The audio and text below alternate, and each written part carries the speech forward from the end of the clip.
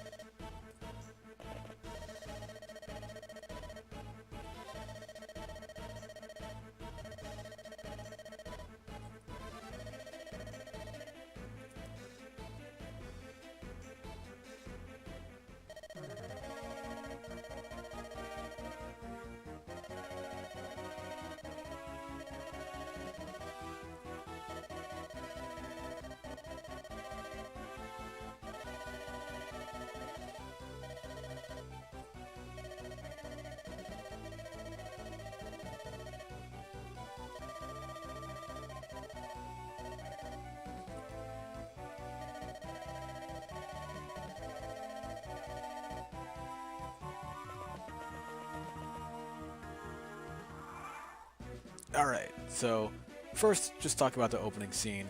I actually took a different source of inspiration for that scene. In 1977, there was an animated adaptation of The Hobbit, and the scene of the beginning of the Battle of the Five Armies was almost verbatim what just happened here, where you have them standing off and shouting insults at each other. Gandalf shows up, points to the goblins and wargs down at the bottom here, points to them, and then they immediately go from wanting to kill each other to, we are the greatest of friends, let us defeat this evil. And Bilbo, the voice of reason, just doesn't understand war. So let's look at these characters first off. Start off with Bilbo, the main character, of course. So, Bilbo, a hobbit from the Shire, more than meets the eye. These descriptions are kind of short, so I had to fit in a lot in a little. And his class is Burglar. Normally that's Rogue in the vanilla game, but Burglar is his actual title. So, for his portrait, and for the portraits of everyone, I am not a very talented sprite artist, but I am good enough to do recolors of existing sprites, so I took existing portraits from the Fire Emblem games and recolored them, or if I thought that they fit the character, then I just used them straight up. So, this guy, normally this portrait, he has purple hair. Yeah, it's kind of weird. But I thought it fit well, so I just recolored his hair to be more Bilbo, and there he goes. So let's look at his stats. I had to retool the stats of every character to fit who they are, and for Bilbo, he has very high speed and luck, and also pretty good skill, too, which I think is appropriate for him. He's faster than everyone else, and he's also insanely lucky. Like, just finding the ring alone is lucky, or maybe unlucky, depending on how you look at it. And he's got a surprising amount of skills to him as well. But he's also very small, hence his small constitution stat. And he's not very strong either, so low strength, and he's not very durable, so low defense, low resistance to magic, and low HP. And his personal weapons. He has Sting, his personal sword, It's effective against monsters and goblins. Compared to Glamdring and Orcrist, which Gandalf and Thorin also have, this is the lightest, but also the weakest, and has the best crit rate on it. And the ring, I had to make it a weapon, just because I couldn't really make it an item that he uses. It's something he equips, and it's obviously not a real weapon, so if he fights with it, it's the equivalent of him trying to punch something. It has 0 stats and everything. But if he equips it, it makes him invisible. And in order to represent that, I had to give him plus 30 speed and luck, which means that he becomes infinitely more dodgy. Nothing is going to hit him when he has this ring equipped, but he's also not going to deal much damage to anything. Unfortunately, even though Bilbo would probably do pretty good in this battle, very dodgy and effective against all these monsters with Sting, he's sitting up in the corner on Raven Hill, as in the book. It's just a hill tile. He's sitting up here and just watching because he doesn't understand war, and I echo that sentiment a little bit. Next, down here, is Gandalf. So he is a sage. He has very high magic and skill, but he's relatively slow and also doesn't have very good defense, but good enough resistance too. He's an old man, but he's very wise. He is extremely good at elemental and light magic, and he can use staves too. So he's got, some elemental magic with fire, a healing staff, light magic, and his personal sword, Glamdring, which is the most accurate of the swords, Sting, Glamdring, and Orcrist. And it's also effective against monsters. And Gandalf's description, I decided to describe him probably how he describes himself. Likes to blow smoke rings. That's something he would probably say about himself. Next, these 4. Thorin. So he is a warrior.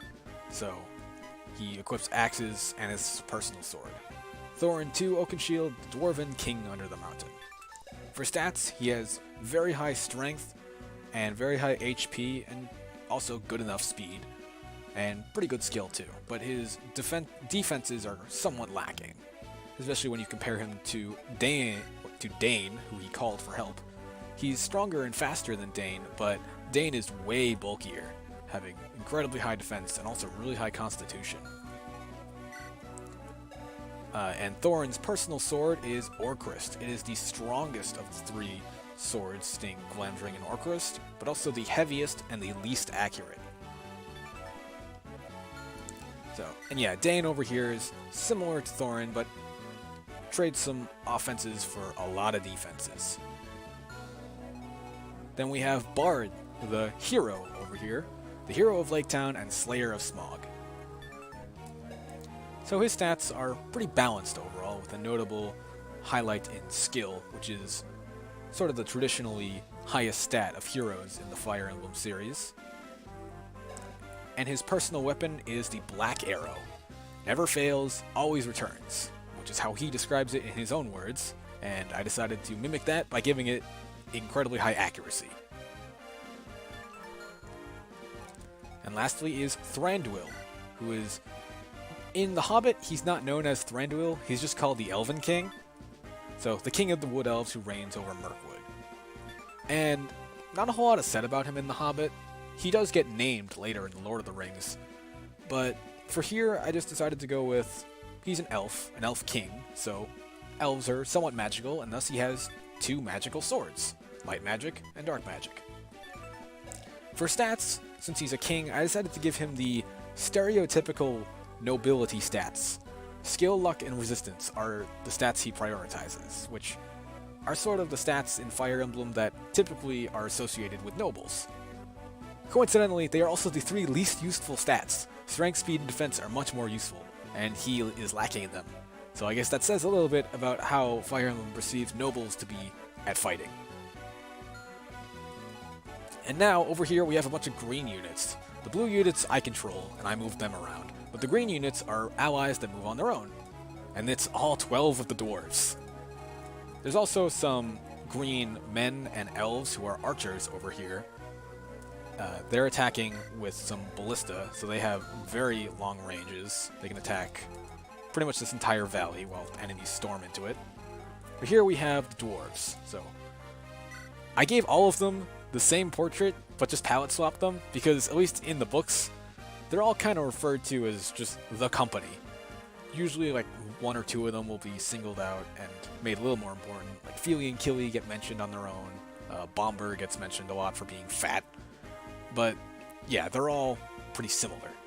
But I did give them at least some distinct stats. So Feely and Killy are both faster than the other dwarves since they're the youngest, but they're also lacking a little bit in bulk. Oin and Gloin, there wasn't a whole lot to... Like, for a lot of them, there wasn't a whole lot to go off of. I just tried to differentiate them enough. Balin, he was mentioned as a dwarf lord, so I also gave him a little bit of the lord stats, nobility stats, skill, luck, and resistance. Dwalin, Ori, Dori, who was specifically mentioned as the strongest of Thorin's company. Nori, Biffer, who, when I looked him up, it was actually that way.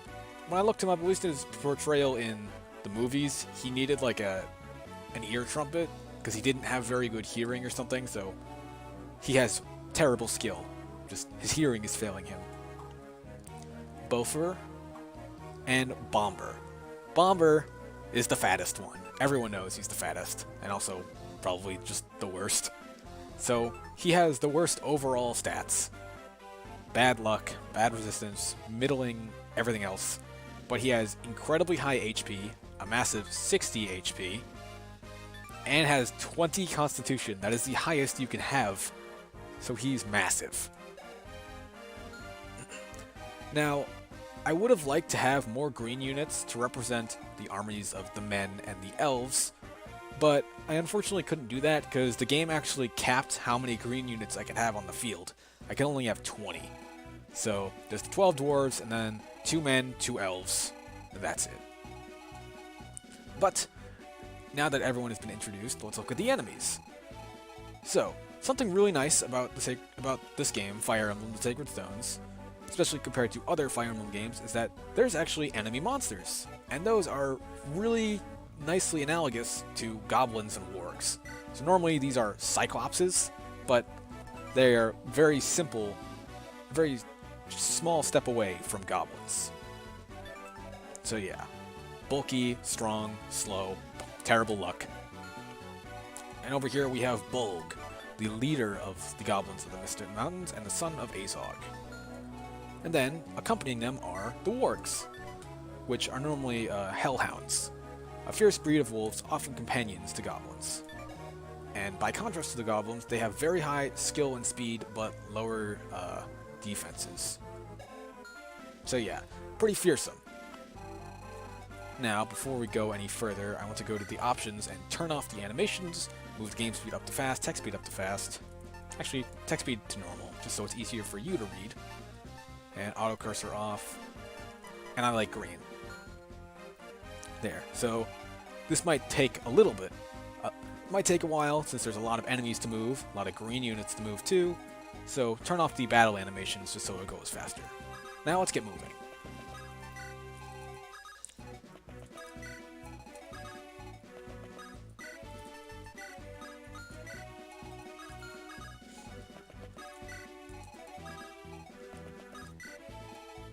Bilbo could just sit up there, invisible.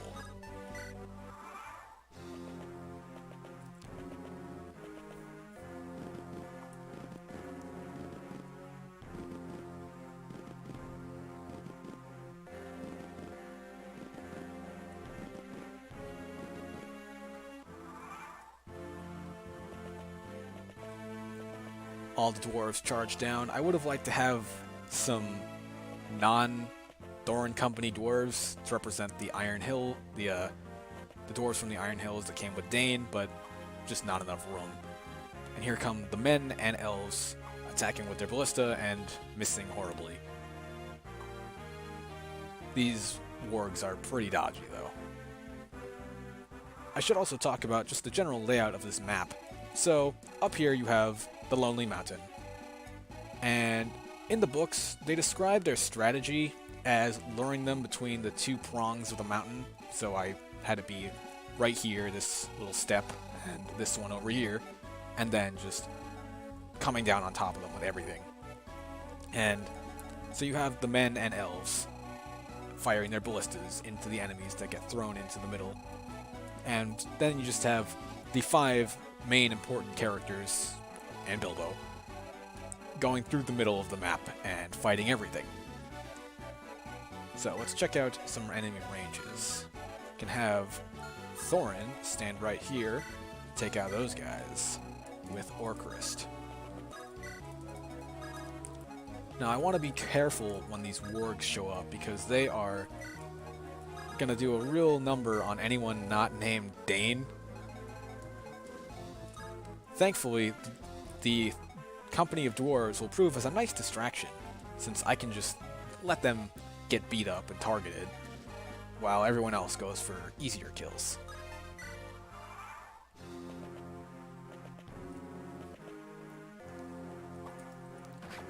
And that's just how strong Orcrist is. It is dealing about 60 damage to these incredibly bulky goblins. And he even gets a level up. Oh, that's pretty good. So characters don't just have their base stats, the stats that they have starting out in Fire Emblem. Characters also have growth rates, which is the percent chance that a stat will go up on a level up. So I also had to tool those for the blue units in this. They're mostly just representative of what their base stats are. So like, Thranduil has really high growths in skill, luck, and resistance. Even though those stats are already maxed out, they're still good. I'm surprised that those ballista actually hit. Well, not those two. The men are sharper shooters. And some reinforcements showed up. Meanwhile, Azog's son, Bolg, is just kind of sitting back being lazy. Mostly because the aim of this map is to defeat Bolg. It is a kill boss map. And if Bilbo dies, then that's a game over for me, but I don't have to worry about that. He's sitting in the back. He's not going to get targeted by anything. So now, let's see what we can do here. All these wargs are pretty scary. And I don't think Thranduil or Gandalf would like to get targeted by them. Let's have Thorin take on this big pack of them.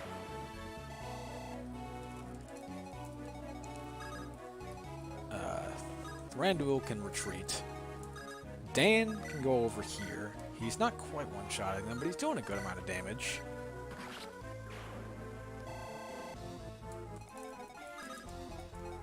Bard can stand over there as well. Gandalf, sit back. You're a frail old man, and I don't think having you get attacked by wolves would be a good idea.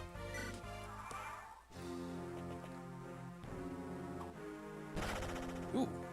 That was a lucky critical hit. That's due to his massive skill stat, I assume.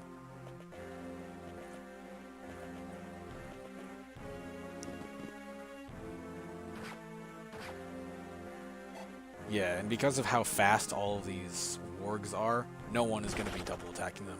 Thranduil just gets a crit.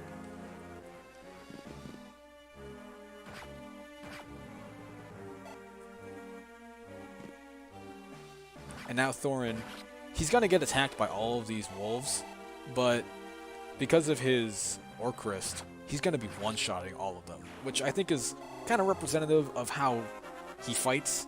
He'll kill a lot of stuff in his way, but he'll also be taking like chip damage from each one, and that adds up. Or sometimes he'll miss like that, because he does have the least accurate weapon. Dane just doesn't care, though. He is tanky. He'll do whatever.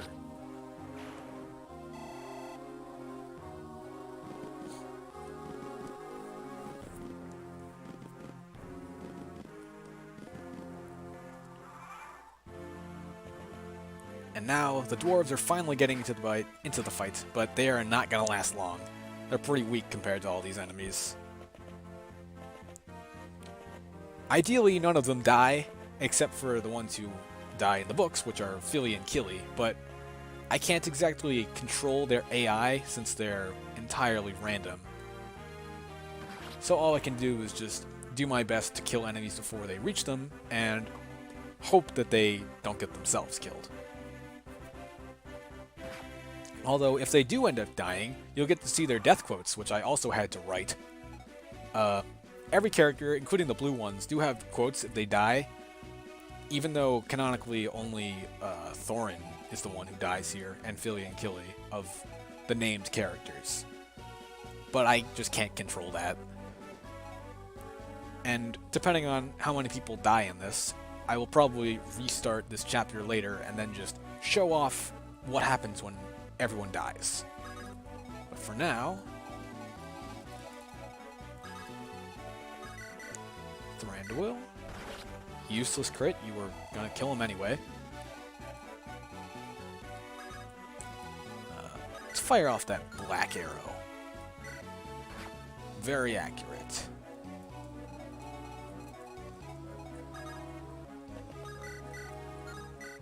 Dan can't even double him.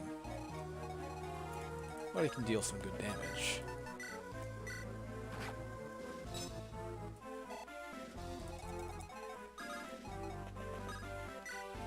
Pop a Fortify, heal every single unit that I have.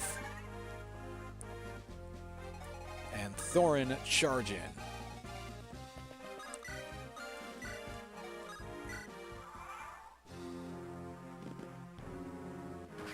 Now that Bard has his black arrow equipped, he can't fight at one range.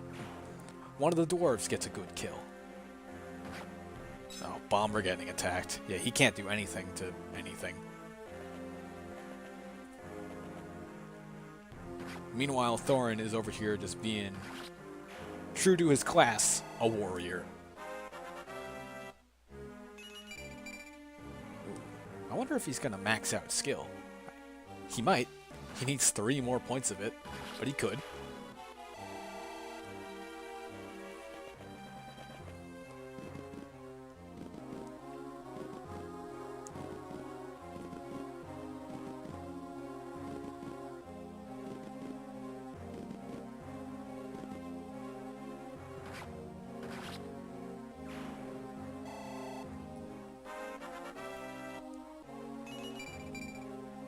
Yeah, he might. But yeah, missing like that, taking all this chip damage from everything, is not doing him well. Because he's taking a lot of beatings. And here, this is another scene that I lifted pretty much verbatim from the 1977 animated adaptation. Like, this dialogue is straight from that. Just because I thought it was kind of entertaining. Like, I laughed at Bilbo's little line about not understanding war. Oh, but who is shouting that? Well, Bilbo, of course. He's the one who shouts it in the book. Yep, Bilbo. And eagles. The eagles are here.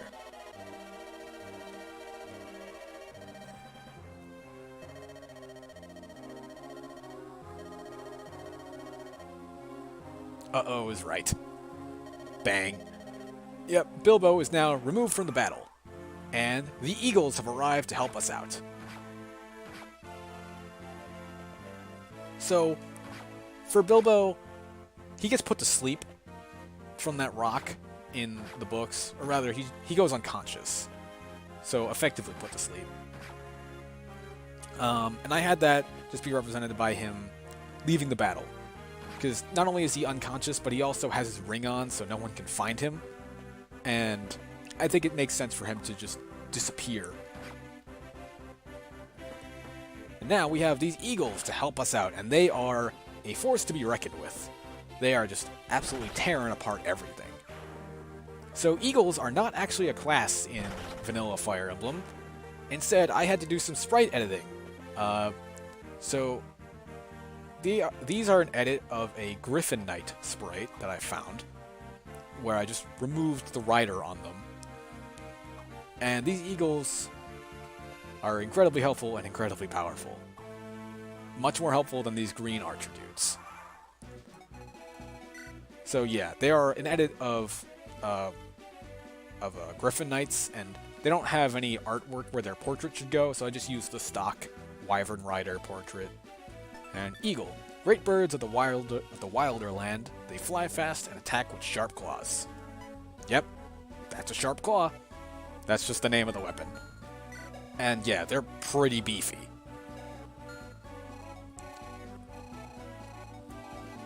So Bilbo is gone now, and I don't have to worry about him, but I do have to worry about everything else.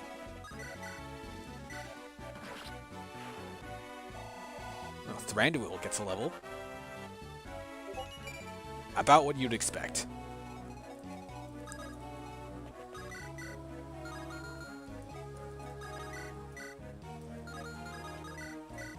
Yeah, Bard can show off. Ooh. Gets a crit and a level. Not bad. Okay, Dane, that was unnecessary. Didn't need to crit him. He was gonna die. Thorin can just keep... Oh. Well, Thorin can still just keep holding that area. Another Fortify to heal him and everyone else.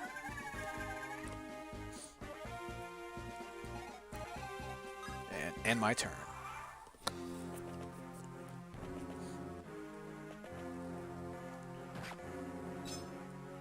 Ori just doesn't even scratch him. Though these eagles are definitely going to help with my situation, since my other green units are not very helpful.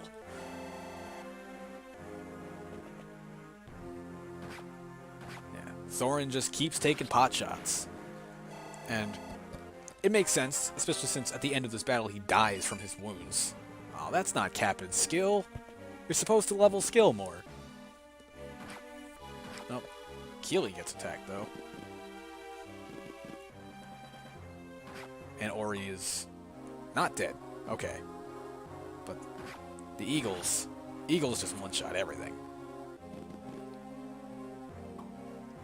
Oh, Thorin actually dodges for once.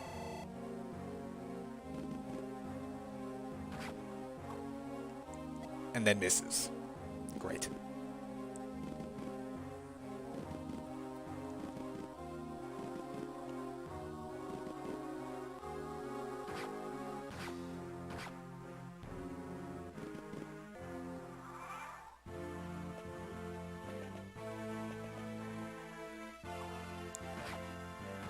Feely, almost dying.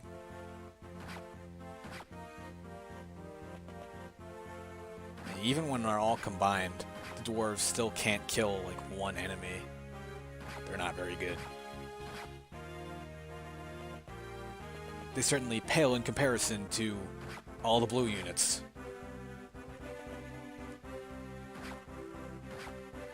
Yeah, Dory at least showing off his big strength. Dealing lots of damage, and Nori actually gets a kill. Not bad. And then the Eagles just show them up entirely.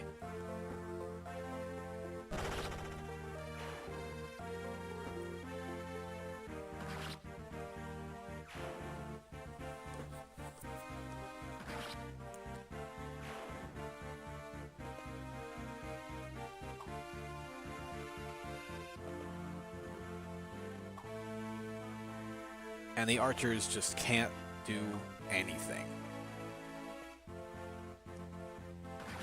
Okay, 1 archer out of 4. But the enemies just keep coming, and I don't know. I only got so many fortify staffs left.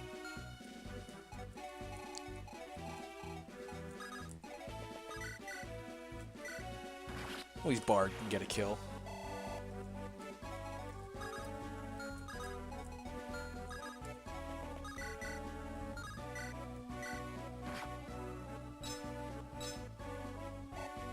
And Dane gets a level. All offense. Appropriate for a warrior.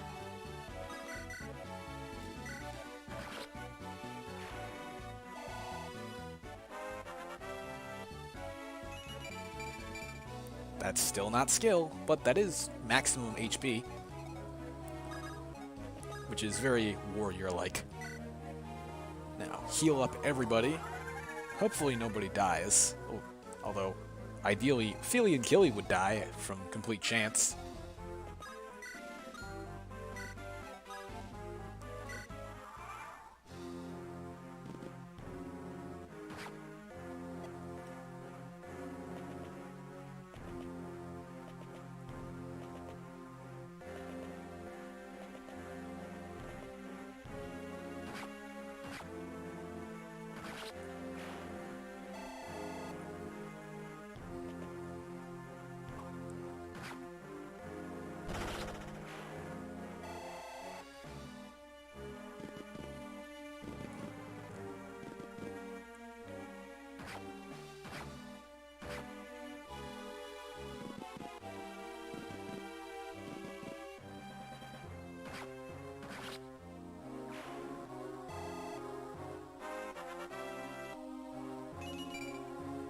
Come on, man. It would have been funny if you could actually max out your skill. And then Thranduil just does nothing. Yeah, the Eagles are doing the bulk of the work now.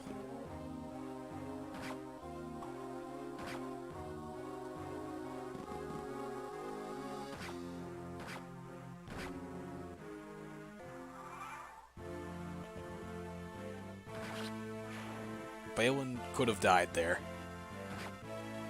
Dwalin did just die there. Yeah, so every single dwarf and every single blue unit has a death quote for whenever they die. I can show those off after I finish the chapter the first time. They're all unique, and they all tell something about different characters. Oh, we'll get to see another one right here. Even with the highest strength in the company, he wasn't strong enough.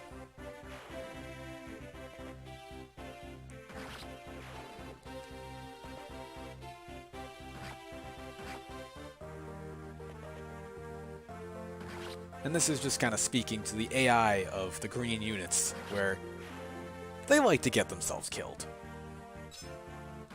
And they'll do stupid stuff like that. Attacking enemies they can't even damage. Attacking enemies that are guaranteed to kill them back.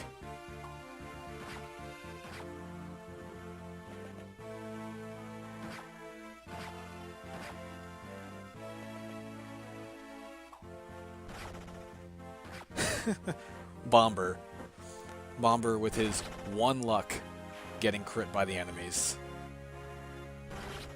And then the Eagles just come in and murder everything. But yeah, with the Eagles here, the tides of the battle definitely turn. We're pushing very close down to Bolg.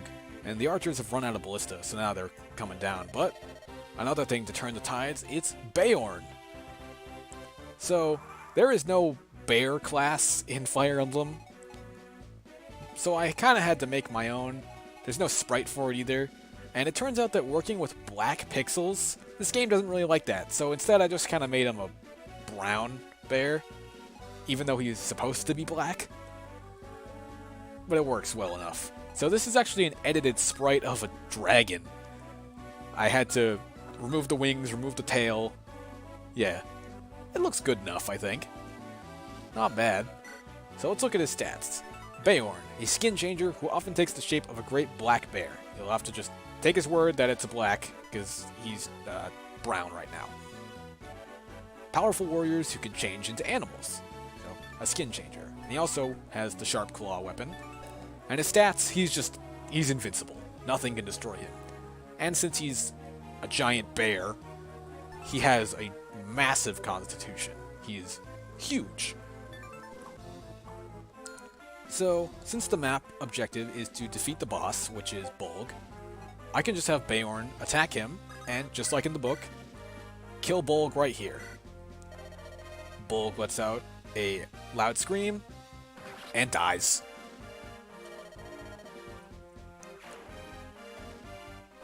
And with Bolg defeated, that's the end of the map.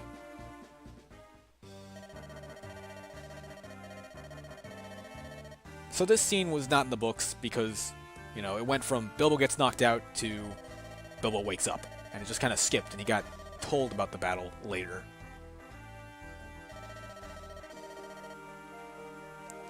Thorin has been heavily wounded from this battle, although so is Gandalf. He puts his arm in a sling after the battle.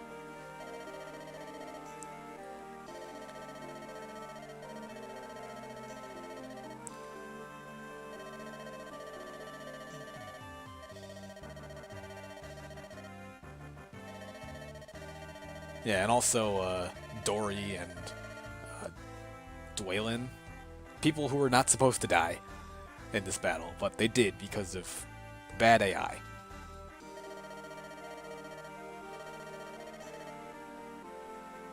And that little line I added just because, well, later on, when he's on his deathbed, he kind of realizes that the treasure wasn't worth it. Meanwhile, we have an invisible man talking. So back at Ravenhill, hence the fort background. Then a generic soldier who was out here looking for him. And this is the part where I start taking dialogue directly from the book, just to be accurate.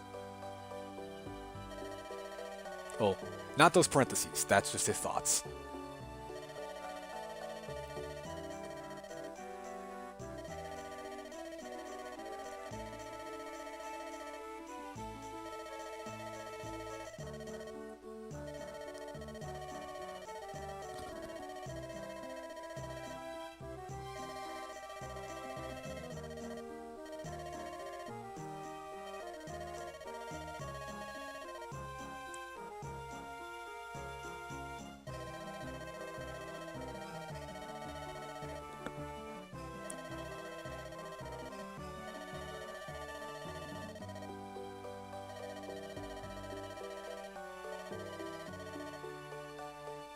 And now, Thorin's deathbed.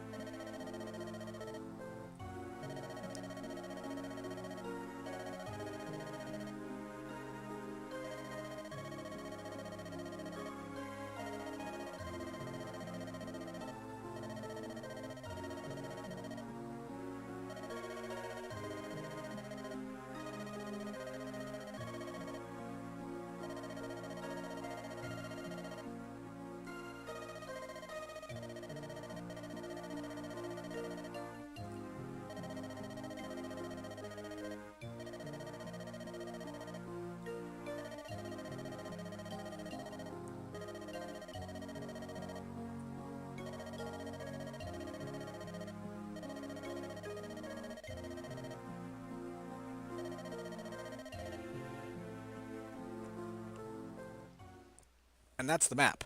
From here, the game still goes on as normal, so now I can go on to the rest of the maps in the vanilla game, just with... So yeah, this is the normal Chapter 1 of Fire Emblem, the Sacred Stones, and now I just have all these ridiculous units, like Bilbo with the ring and Sting.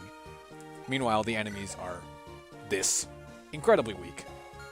Gandalf, Bilbo, Thranduil, and Bard will show up over there. But I don't really care about that. I don't think you care about that either. That's just a little bonus, I guess. So now, I'll go back, restart the chapter, and show off all the death quotes. So let's just skip past all of this. Skipping past all the dialogue, everything. So, animations off, game speed fast, text normal, same settings. Now I can just have Thorin have them all equip really bad weapons.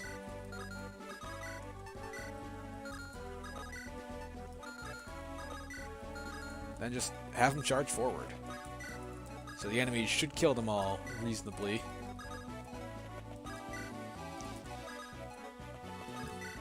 Now, one thing that the Fire Emblem series has done in the past is that it has had characters who are plot important just retreat from the battle when their HP drops to 0 instead of having them actually die, which I could have done, but I think to keep things in the spirit of the series, I think it makes more sense to have them actually die.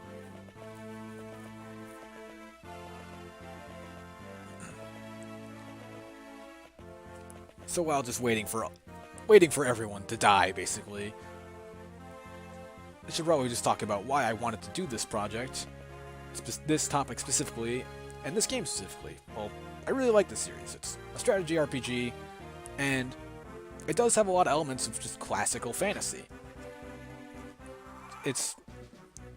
I guess you could kind of consider it almost like D&D on a grid, if you really want to go that far.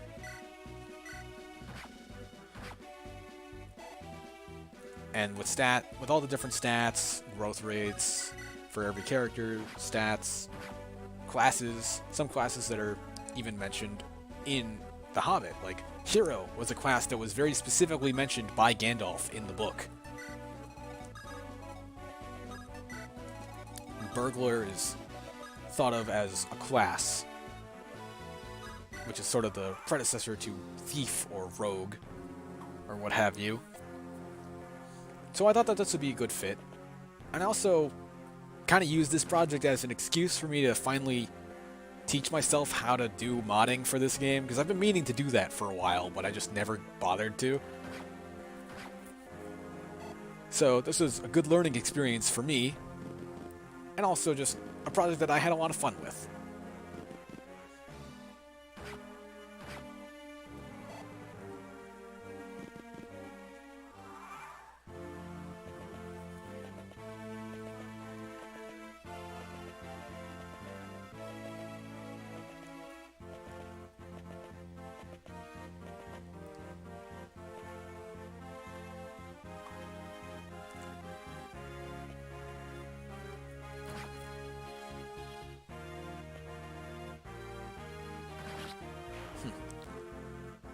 The archers are actually killing something for once.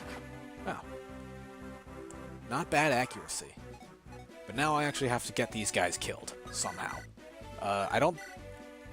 Dane might not be able to die, because he's so bulky that the enemies just don't hurt him. Yeah, nothing hurts him. He just can't die. We'll see how Thorin does.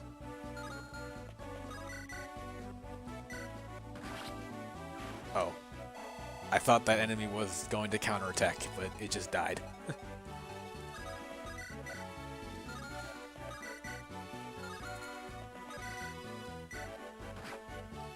Thranduil is an easy way to die. Is an easy character to get killed, though.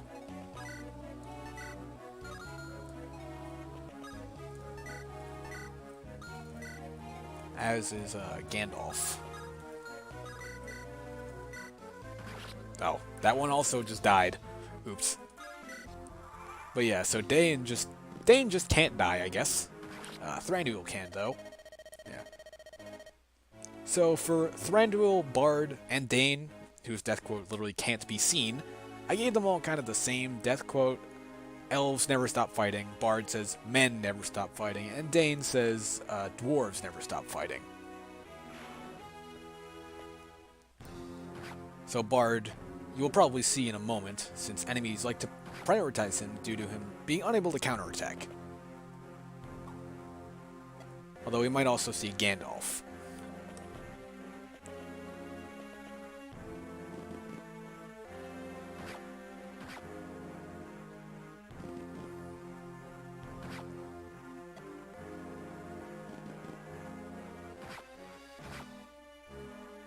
Oh. Well, they're surrounded now. They can't die, but they're surrounded.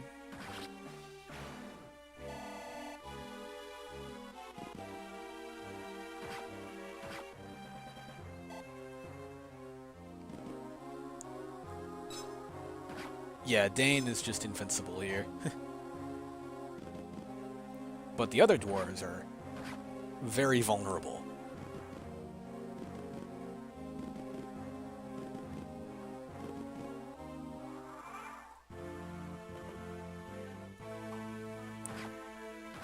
I suppose this is also a good time to mention that when designing this map, I specifically went for being accurate to the books, but I didn't design it to be an actual interesting map to play, because having a map like this that's a big open field with just a lot of enemies in it is very accurate to a war. Oh, there goes Biffer. Yeah, when I looked him up, he was particularly noted as kind of bloodlusty, so even in death he wants to just keep killing them.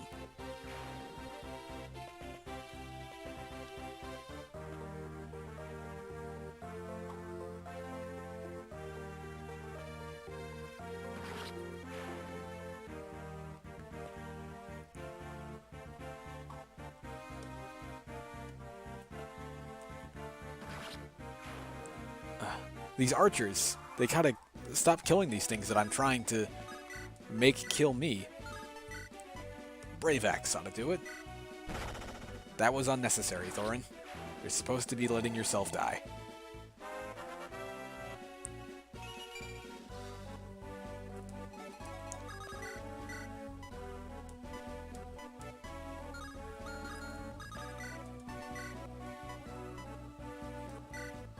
Yeah, Gandalf with the Glamdring just smashes open everything. Bard should die soon, though. And then it's mostly just waiting for the dwarves to die. Yeah, here goes... there goes Philly. Yeah. Seeing as him and Keely are the youngest members of the company, I figured that was an appropriate death quote for him.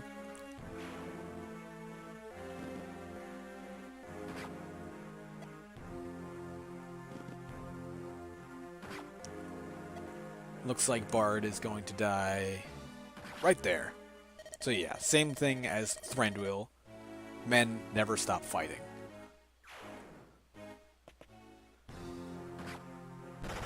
Gandalf might die to one of these next two enemies, actually. And we'll see what happens to Thorin. Yeah, that Brave Axe is letting him do quite a lot of work.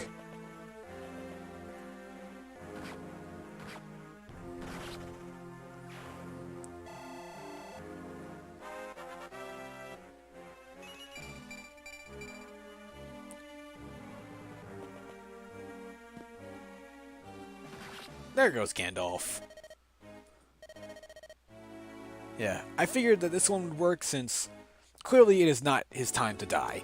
He's not supposed to be dying here. He has a specific time later on when he's supposed to die in Lord of the Rings, and then come back as Gandalf the White.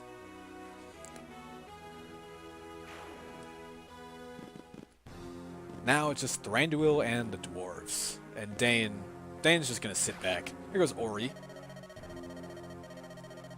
So Ori, when I looked him up and tried to get a handle on his personality, he was noted as just not being much of a fighter in general, so I thought this would be good for him.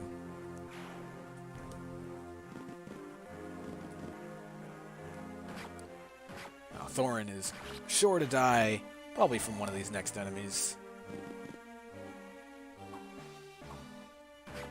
Provided that they hit him.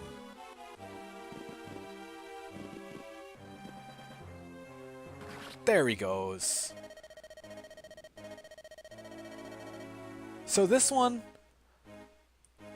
later on when he dies in his scene for his deathbed, he realizes that the gold was not worth it, and that he wishes that he was like Bilbo, and that he valued the happier things in life rather than just treasure. But I thought that having him, if he dies on the battlefield, he learns nothing. Which is a nice contrast, and makes him living through the battle only to die on his deathbed more worth it, since he finally learns what he should have done, rather than dying in vain and just caring only about the gold. Now it's just the dwarves. They'll die soon. Oh yeah. They all died when they're not supposed to. So all those characters appeared in the cutscene, even though they should be dead. And yeah, the dwarves are back. over here, and the eagles have shown up. So hopefully they don't kill everything, because I need everything to kill the dwarfs.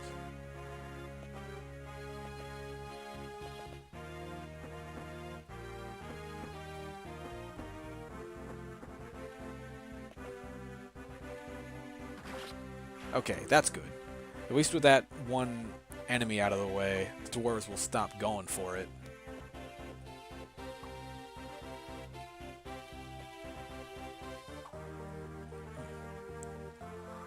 And enemies just keep spawning in.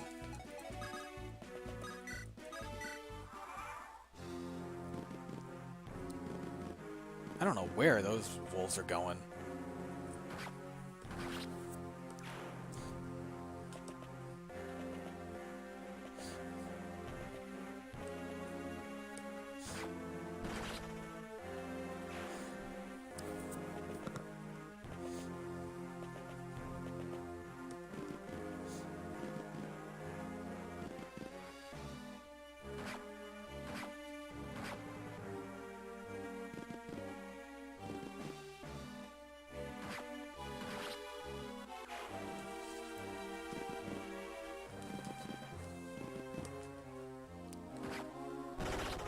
So it is technically possible for the eagles to die. They're generic, so they don't actually have death quotes.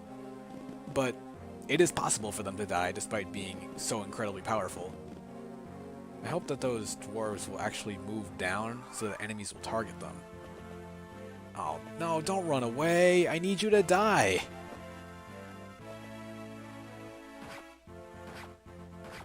That Goin is just too tanky. And they're actually killing things. No, that's not what you're supposed to do.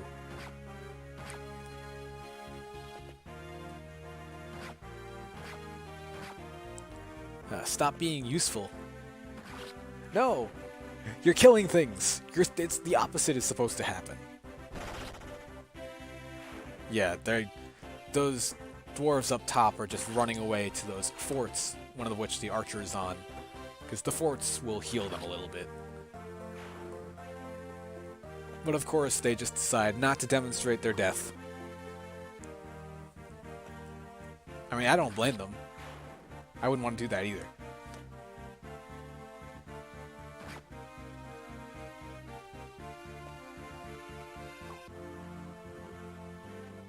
More enemies just keep popping up. So let's see. Balin, Keely, Oin.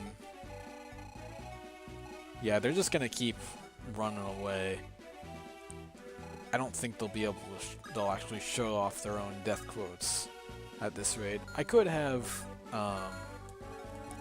could at least have Dane rescue one of them, just force them down.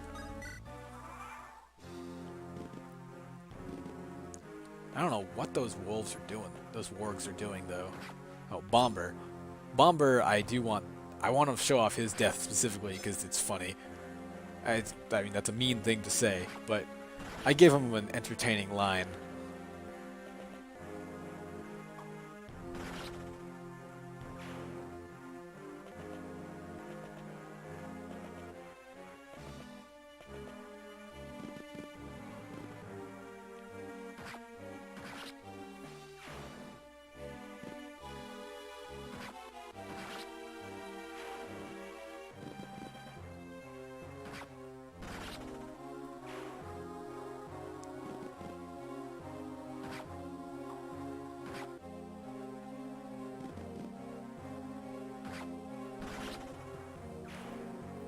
Oh, that eagle might die, actually. That would be something.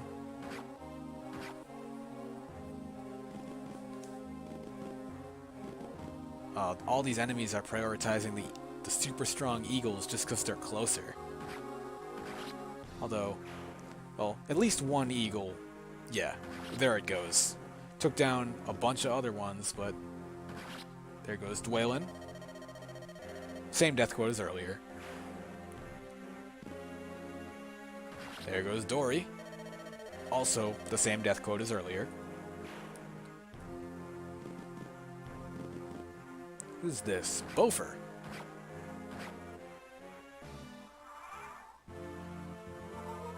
Yeah, that eagle is just sitting on that heal tile too. And they're... No, guys, don't. Don't run away like that.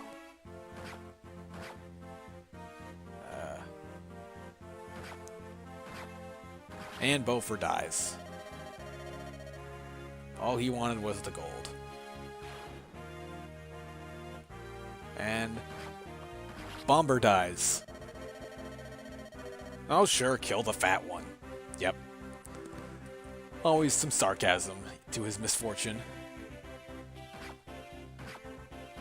Nori just barely doesn't die.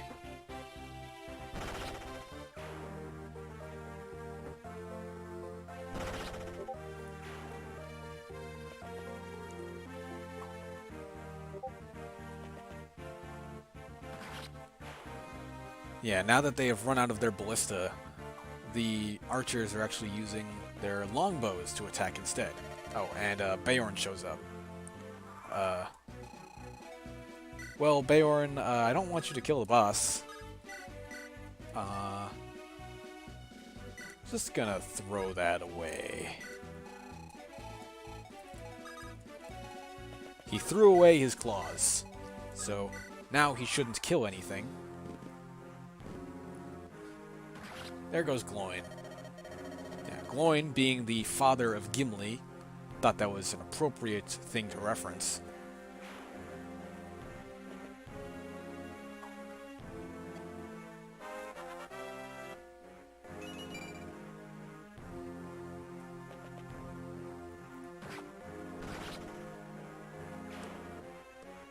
So this eagle also might die, actually. The Eagles do have very high offenses, but their defenses aren't very good. There goes Nori. When I looked up his character, he seemed to value food the most. Well, rivaled only by Bilbo. So, having him mention food while he dies. Also, something particularly special to note about the portraits for all of the dwarves. So they are all palette swaps of the same portrait, which I think is fine given how they are addressed as just the company. And they're often just kind of shown as very similar. They're all a bunch of dwarves. But for their armor colors, in the beginning scene, when everyone is piling into Bilbo's house, they all wear different colored cloaks. So for the colors of their armor, I used the color of their cloaks. So Balin had a red cloak. For Balin, he was mentioned to be the closest dwarf to Bilbo. I know that he was the one who actually walked the farthest down the hallway to Smaug's lair with Bilbo, so they were good friends, and I thought it would be interesting to have him mention Bilbo's name first, and then Thorin.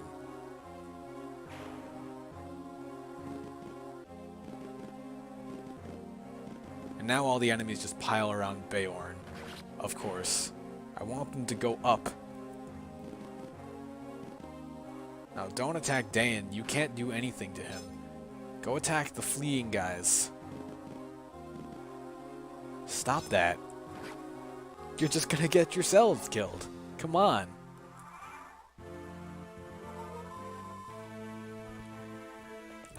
Yeah, stop running away, you guys. I don't know, at least this eagle will probably die.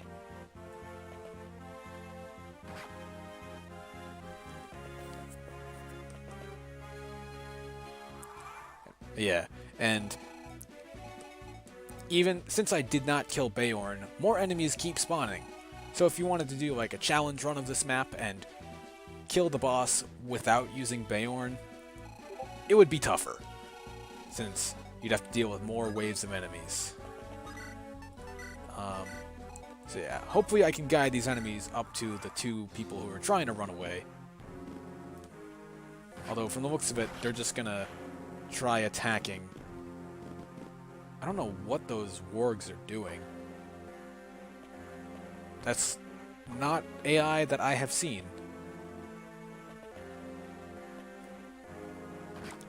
And yeah, Beorn is not gonna die. Like, he's so strong that it's pretty much impossible for him to die. Unless I waited forever.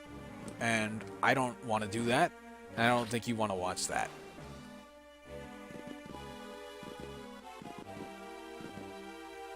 The enemies are just gonna pile around him though, which is kind of funny.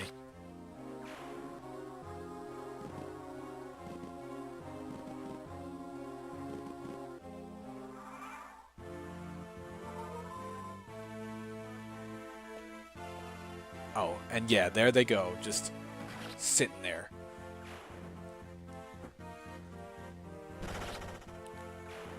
At least I can just have Dane pick up one of them and just drag them down. Yep, still more enemies. Oh, he can't even reach. Well, there go those guys. Oh, so they're going for the archers, I guess. That's weird.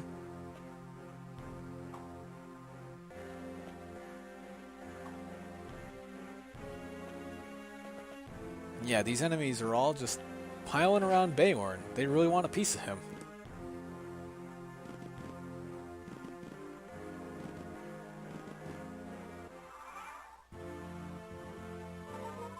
Alright, maybe Keely, now that he's healed up a little bit, will go into the action.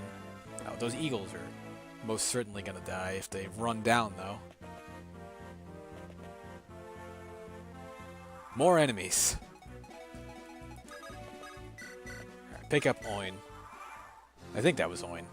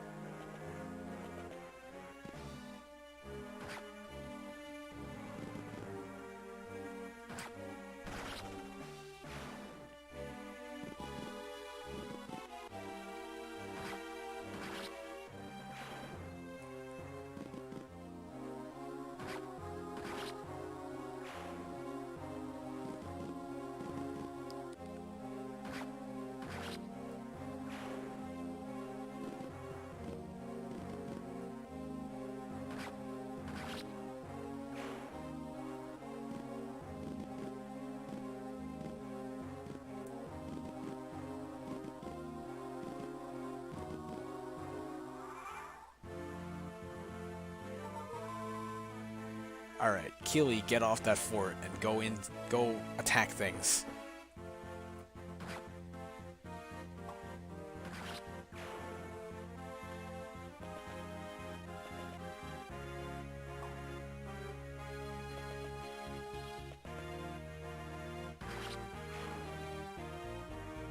Keely, come on, you can move. Let's see, are these guys... Okay. Well, I think it'll take too long to show Keely and Oin's death quotes. So I will just leave it here rather than wait any longer for a potential massacre. So let's just quit out. So that was my project. I hope you liked it. I'm not sure if you would be interested in actually playing through this. If you are, I guess I can send it to you and you can play it on your own time. Oh, the game just decided to do this, I guess. But yeah, if you are interested in playing it on your own time, I guess, after watching this, just let me know in class or in an email and I can give you the game. So, I hope you enjoyed. And thanks for letting me do this project. Because in other classes, projects usually equate to research paper. So for me, getting to make a mod of a game that I really like is cool. And I really enjoyed doing this. So thank you. And I hope you like this.